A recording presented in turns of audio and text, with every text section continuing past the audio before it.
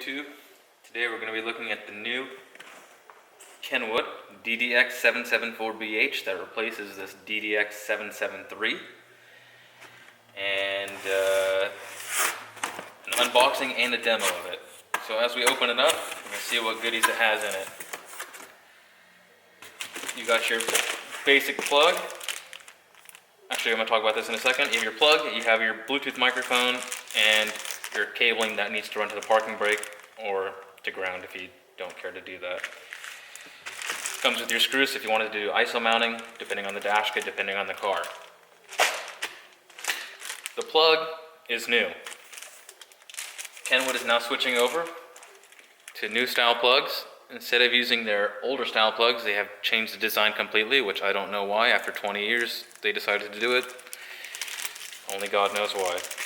But now Kenwood and JVC's, since Kenwood JVC is the same company, they have switched over and started using new harnesses. So now let's open the rest of it. As you slide this piece out here, you're going to see your beauty ring for the doubled in, which on some cars you're most likely not going to be using. And inside you have the unit. So now I'm going to take it out and put it on display and see you guys in a second. So just a quick look at the back of the unit, just in case anybody wants to see the back of it. You can see how I grounded it here to the back of the unit as a ground so that you don't have to run the green long cable to your parking brake.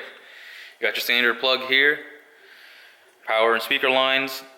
You have your Maestro module connector, so depending on the car, you can buy the Maestro module, whatever you want to call it, and program it to the car, and you can get your car's data information to display on the unit itself. You got your Sirius XM here, you got your infrared for steering wheel controls, you've got your microphone for the Bluetooth microphone input, iPod and aux input.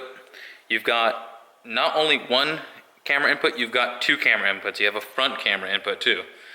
So front, rear, and you have a standard video line out, I'm sorry. And then you have your front, rear, and your sub controls and your antenna input.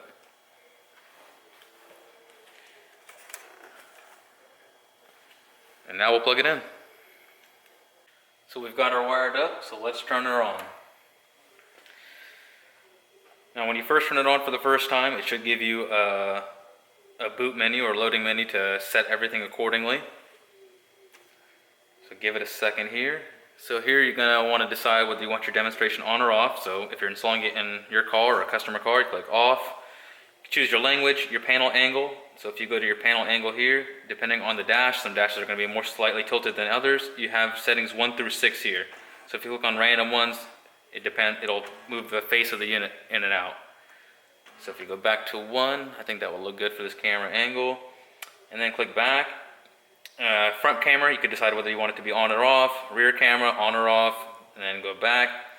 And then user customize. If you click down, you can do finish. So here you have your new your interface here. The operating system is a little bit faster than the 773. So you can customize what you have showing on the front here. Now you have your high definition radio, you've got your Bluetooth audio, iPod. If you click the top left button here, it's going to get you to an expanded screen here. You can click next and get to the rest of the menu. If you go home, say you want to put in a DVD or something like that, click on the eject button down here, hit that up, it'll open it up. Beauty ring's not staying on there because obviously there's no cage to hold it into place. Put your DVD in, then the face will come back out to whatever setting you had it set at.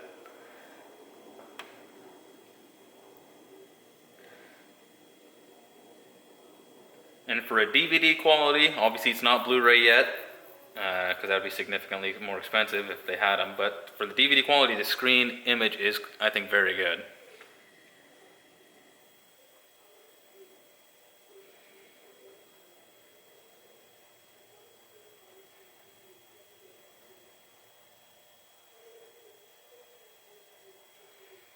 If you click on your home button, that's going to get you back to your main screen. You can click on high def radio, go to your HD radio display, use your track up, track down buttons here. Obviously there's no antenna, so it's just going to keep on cycling. And if you click on your thing here, you could do a settings here. If you click on the bottom, it's going to get you to your EQ.